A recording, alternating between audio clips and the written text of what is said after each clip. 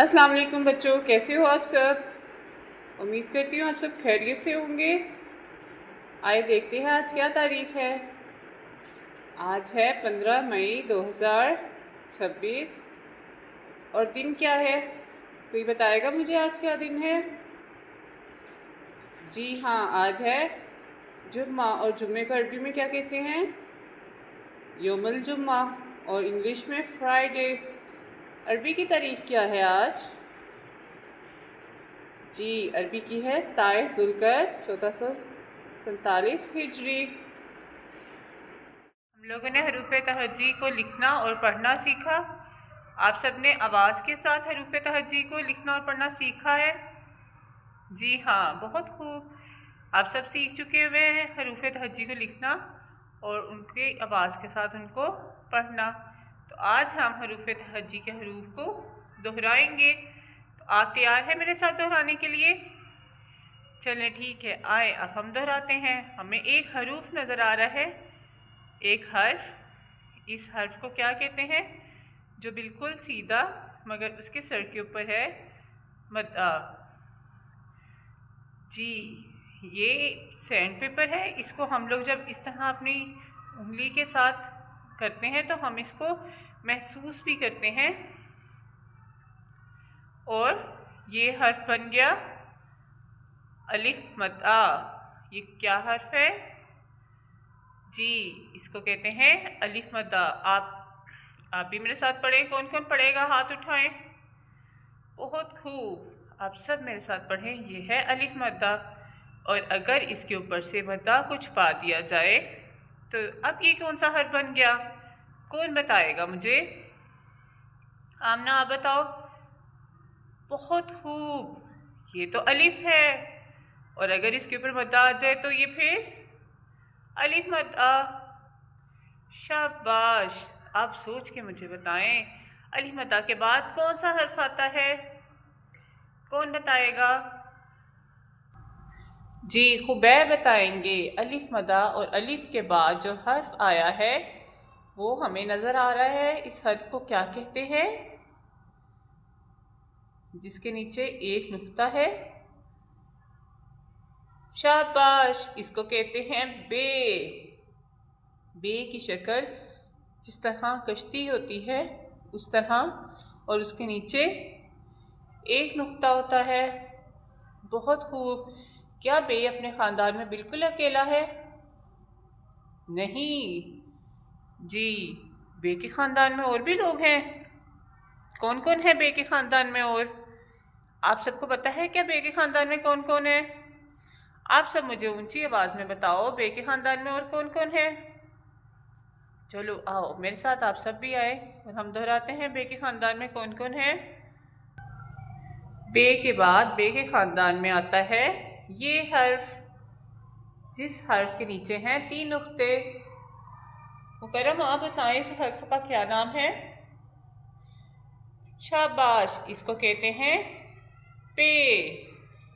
बे और पे की शक्ल एक जैसी है मगर बे के नीचे है एक नुक्ता और पे के नीचे कितने नुक्ते हैं जी, पे के नीचे हैं तीन नुक्ते जैसे हमें नज़र आ रहे हैं। और पे को बखूब हम लोग वैसे ही लिखते हैं जैसे हमने बे को लिखा। क्या आपको लगता है कि पे के बाद भी कोई हर्फ है जो बे के ख़ानदान में है? आप सब ऊंची आवाज़ में मुझे बताएं, मुझे आवाज़ नहीं आ रही। बहुत खूब, बे के बाद बे के ख़ानदान में आता है हर्फ ते। कौन सा हर्फ आता है? जी हाँ, आता है हर्फ ते। क्या इसकी शक्ल भी बे की जैसी है? जी, इसकी शक्ल भी बे की जैसी है मगर इसमें और बे में क्या फ़र्क है। बे के नीचे नुक्ते थे, पे के भी नीचे नुक्ते थे। बे के नीचे एक नुक्ता, पे के नीचे तीन नुक्ते, मगर टे के ऊपर दो नुक्ते। शाबाश, टे के ऊपर है दो नुक्ते और इस हर्फ का नाम है ते। इस हर्फ का नाम है ते। ते के बाद कौन सा हर्फ आता है? मरियम बताएंगी मुझे। मरियम आप बताएं, सोचें। क्या आपको याद है ते के बाद कौन सा हर्फ आता था? जी हाँ, ते के बाद आता है टे। इसकी शक्ल भी बे के जैसी है, मगर इसमें और बे में क्या फ़र्क है? बहुत खूब, इसमें बे के नीचे है एक नुक्ता और टे के सर पर है छोटा सा तोए। क्या है? तोए। ये है टे। अब हमने बे के ख़ानदान में कितने हरूफ को पढ़ लिया? बे, पे, ते और टे। क्या बे का ख़ानदान ख़त्म हो गया? जी नहीं। अच्छा, अभी बे के ख़ानदान में एक हर्फ और रहता है, और वो हर्फ कौन सा है? कौन बताएगा मुझे? जी उस्मान बताएंगे। उस्मान आप बताएं। शाबाश, बे के ख़ानदान में रहता है हर्फ से। जी दोस्तों, से की भी शक्ल बे की जैसी है, मगर इसमें क्या फ़र्क है कि से के ऊपर कितने नुक्ते हैं? क्या आपको नज़र आ रहे हैं कितने नुक्ते हैं? चलिए हम गिनते हैं इसको, कितने नुक्ते हैं। 1, 2 और 3। से के ऊपर कितने नुक्ते हैं? 3। बे के ख़ानदान में बे के नीचे एक नुक्ता और फिर पे के नीचे 1, 2, 3 नुक्ते थे। बे के नीचे एक नुक्ता, पे के नीचे 3 नुक्ते, टे के ऊपर 2 नुक्ते, टे के सर पे टोपी और फिर से के ऊपर 3 नुक्ते। अब हम लोगों ने किसका ख़ानदान दोहराया? हमने दोहराया बे का ख़ानदान। बे के ख़ानदान के बाद किस हर्फ का ख़ानदान शुरू होता है? कौन बताएगा मुझे? जी फबिया आप बताएं, बे के ख़ानदान के बाद कौन सा हर्फ आया है? शाबाश, बे के बाद जीम का ख़ानदान शुरू हो जाता है, और जीम की शक्ल एक सीधा सर और लेटी हुई लाइन की तरह उसका सर, और चांद की तरह कटा हुआ पेट। और उसके पेट में कितने नुक्ते हैं? शाबाश, सिर्फ एक नुक्ता है। जीम के पेट में एक नुक्ता। ये इस हर्फ का क्या नाम है? जीम। जी बच्चों, क्या आपको इन हर्फ को लिखना भी आता है? शाबाश, आप सबको तो इन हर्फ को लिखना भी आता है। अब मुझे ये कौन बताएगा कि जीम के बाद कौन सा हर्फ आता है? जी अलीम बताएंगे। जीम के बाद जो हर्फ आया है, इस हर्फ का क्या नाम है? इस हर्फ को कहते हैं चे। इस हर्फ को कहते हैं शाबाश, चे। चलिए अलीम बताएं, चे के पास कितने नुक्ते हैं? क्या उसके सर पे है नुक्ते? क्या हमें उसके सर के ऊपर कोई नुक्ते नजर आ रहे हैं? नहीं। फिर उसके नुक्ते हमें कहाँ नजर आ रहे हैं? उसके पेट में। जीम के पास था एक नुक्ता और चे के पास है 3 नुक्ते, और इस हर्फ का नाम है चे। चे के बाद कौन सा हर्फ आता है दोस्तों? सोचे सोचे और हाथ उठाएं, मुझे बताएं, कौन बताएगा चे के बाद कौन सा हर्फ आता है? मास बताएंगे। ये चे के बाद कौन सा हर्फ आया है? इस हर्फ को क्या कहते हैं? बहुत खूब, इसको कहते हैं हे। क्या कहते हैं? हे। इसकी शक्ल भी जीम की तरह है, मगर इसके पास कोई भी नुक्ता नहीं है। जी हाँ, और इसकी शक्ल जीम जैसी है। जी, हमने पढ़ा जीम, जीम के बाद चे और चे के बाद हे। क्या जीम के ख़ानदान में और कोई हर्फ रहता है? आपको याद आया कोई और हर्फ?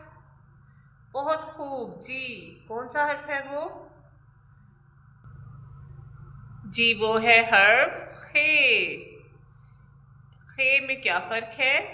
खे के सर पर है एक नुक्ता। जी ये है हर्फ खे। इसकी शक्ल भी जीम की तरह है मगर इसके सर के ऊपर है एक नुक्ता। तो अब हम दोहराएंगे। हमने जीम के ख़ानदान में किन हर्फ को सीखा? हमने सीखा जीम, जीम के पेट में एक नुक्ता, चे के पेट में 3 नुक्ते, चे के बाद हे बिल्कुल अकेला, और हे के बाद कौन सा हर्फ आता है? खे के सर पे एक नुक्ता। इस तरह आज हमने बे और जीम का ख़ानदान दोहराया है और आज आपने अलीफ से जीम के ख़ानदान तक हरूफ को दोहराया और आपने उनको लिखने की भी मशक करनी है। आए हम कुछ तस्वीर देखते हैं और उन तस्वीर में ढूंढेंगे कि आज हमने जो हरूफ पढ़े तो उनसे शुरू होने वाली तस्वीर कौन कौन सी हैं। आए दोस्तों। जी बच्चों, हमारे पास है एक तस्वीर। क्या इस तस्वीर को आपने पहचाना है? ये हमें क्या लग रहे हैं? ये क्या है? मज़ेदार खाने के लिए एक फल है जिसको हम खाते हैं और हमें बहुत मज़ेदार लगता है। इस फल का क्या नाम है? कौन बताएगा मुझे?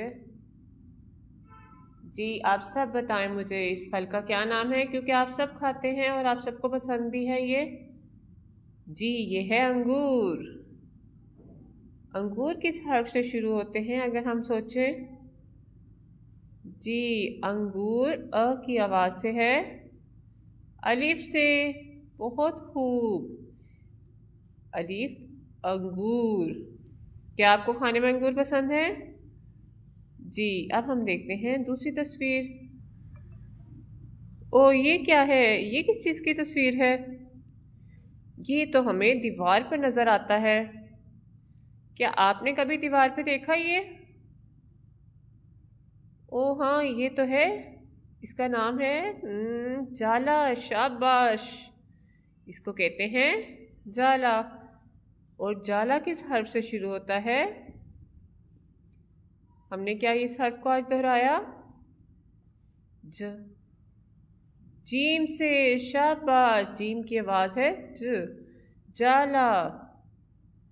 हमने आज जीम को भी दोहराया है तो जीम ज जाला। और ये कहाँ पर मौजूद होता है? दीवार पर। जी ये बताएं ये किस चीज़ की तस्वीर है? इसको कहते हैं समर। बहुत खूब। ज़्यादा सारे फल जब इकट्ठे हों तो इनको कहते हैं समर। मगर समर किस हर्फ से शुरू होता है? समर से। ये बे के ख़ानदान का क्या दरमियान वाला हर्फ है? नहीं, फिर आखिरी हर्फ है। और इसके ऊपर कितने नुक्ते मौजूद हैं? 3 से समर। जी दोस्तों आप ये बताएं ये किस चीज़ की तस्वीर है? जी ये है टोपी। और टोपी हम कहाँ पहनते हैं? सर पर। टोपी किस हर्फ से शुरू होती है?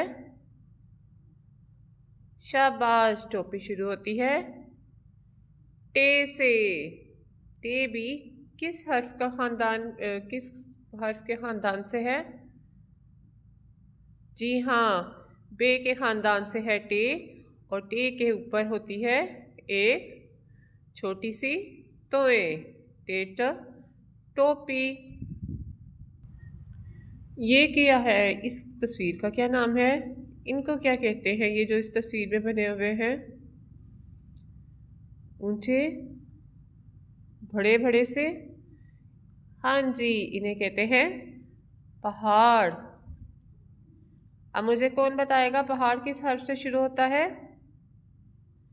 जी पहाड़ शुरू होता है पे से। और पे के नीचे कितने नुक्ते थे? क्या 2? नहीं? जी हाँ, 3 नुक्ते थे। इस तरह आज हमने अलिफ से खे तक अपनी हरूफ तहज्जी को दोहराया है और मुख्तलिफ तस्वीर के साथ भी उन हरूफ को दोहराया। तो आपने इनको अपनी कॉपी पर लिखने की भी मशक करनी है। अपना ख्याल रखिएगा, हम कल फिर मिलेंगे इंशाल्लाह। अल्लाह हाफिज़।